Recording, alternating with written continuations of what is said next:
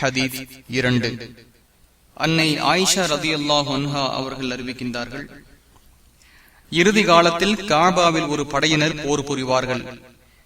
பூமியில் பைதா என்ற மக்கா மதினாவிற்கு இடையே உள்ள இடத்தில் அவர்கள் இருக்கும் பொழுது அவர்களில் முதன்மையானவரும் அவர்களில் இறுதியானவரும் என அனைவரும் பூமிக்குள் இழுக்கப்படுவார்கள் என்று நபி ஸல்லல்லாஹு அலைஹி வஸல்லம் அவர்கள் கூறினார்கள். இறை தூதர் அவர்களே, அவர்களில் முதன்மையானவரும் அவர்களில் இறுதியானவரும் எப்படி பூமிக்குள் இழுக்கப்படுவார்கள்?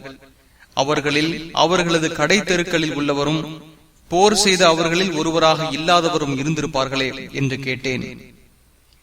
அவர்களில் முதன்மையானவரும் அவர்களில் இறுதியானவரும் என அனைவரும் பூமிக்குள் இழுக்கப்படுவார்கள். பின்பு அவர்களின் எண்ணங்களின்படியே அவர்கள் எழுப்பப்படுவார்கள் என்று நபி ஸல்லல்லாஹு அலைஹி வஸல்லம் அவர்கள் கூறினார்கள். புகாரி 2118, முஸ்லிம் 2884.